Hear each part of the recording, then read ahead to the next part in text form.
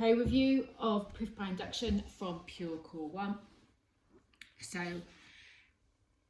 you can use proof by induction to prove statements about sequences or patterns where the statement holds for every natural number. And here are the two steps that we will have really been using. First of all, we would have called step 1 like our base case or our basis case. And step 2 was our inductive step. Okay, first example. So sequence is given where the first term's 2 and the n plus 1th term is 3 times the nth term plus 2. So obviously you've got like a recursive definition. You want to prove that the nth term is 3 to the power of n minus 1. So the first thing you do is your base case when n is 1. So when n is 1, you can see that, that this statement does hold. Remember, this is what you're proving. So u1 is 3 to the 1 take away 1, which is 2. You know that that works. And then your inductive step. So you assume that it works for n equals k. So the kth term will be 3 to the k minus 1. And then using your recursive definition, you use that to find or to show that this holds for when n is k plus 1.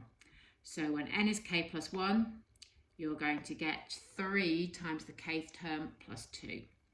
So that goes in there. Remember, I've got at the side what it is we're trying to prove here. So you substitute in your kth term. So you get 3 times 3 to the k, take away 1, or add 2. Obviously, 3 times 3 to the k is 3 to the k plus 1. You're going to get take away 3 plus 2, which is minus 1. And you can see that it does hold for when you've replaced n with k plus 1. And then you have your conclusion at the end. So I'll just wipe that bit out there. So your conclusive step, which you need to put in. Example 2. Now this is a bit harder and sort of slightly different. So what we've got here is like a second order recurrence relation. So what's different about this one is that you're going to have to show that it holds for when n is 1 and when n is 2. And then when you do your inductive step, you're going to have to use n equals k and n equals k plus 1. So you are going to show that the nth term is 2 to the n plus 3 to the n. Now this has got more work in, so a little bit harder. So let's have a little look. So we'll do our basis cases first. So when n is 1, you'll get 2 to the 1 plus 3 to the 1. First term is 5. But you will now do when n is 2. So when n is 2, you're going to get 2 to the 2 plus 3 to the 2, which is 13, which you know is true. So again, this is what you're proving. So this is going to be a longer and more complex inductive step. So you're going to assume that the formula works for when n equals k and when n equals k plus 1. So you would literally just substitute n equals k and get the kth term is 2 to the k plus 3 to the k. And the k plus 1th term is 2 to the k plus 1 plus 3 to the k plus 1. So here we have our inductive steps, right? I'll move that down so we can keep seeing it. That's what we're wanting to prove. Now this is going to involve some it's a bit more complicated maths for you.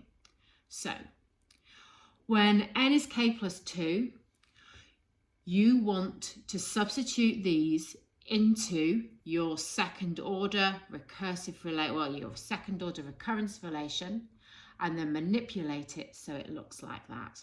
So what you're going to get here is the k plus 2th term is the 5k plus 1th, take away the 6kth. So substitute in your k plus 1th term and your kth term. Now, first thing that you're going to do is multiply those out so that they look like that. Now, this doesn't look anything like what you need it to look, which is 2 to the k plus 2 plus 3 to the k plus 2. And the key to this is spotting that 6 is 2 times 3.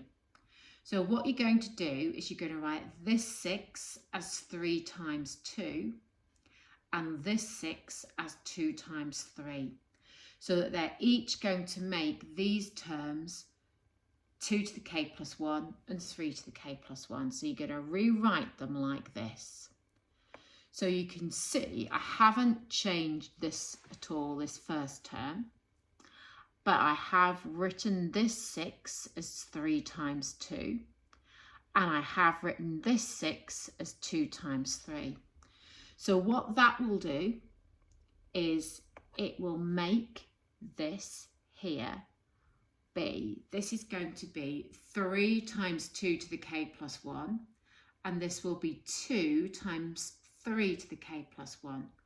So when I rearrange them, I have 5 times 2 to the k plus 1, take away that 3 times 2 to the k plus 1. And here I'll have 5 times 3 to the k plus 1, take away 2 times 3 to the k plus 1.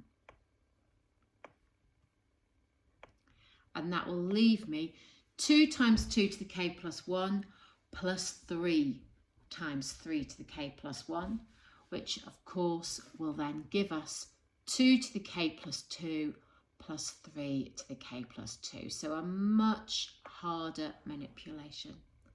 Okay, here are the questions. So you've got a set of questions there.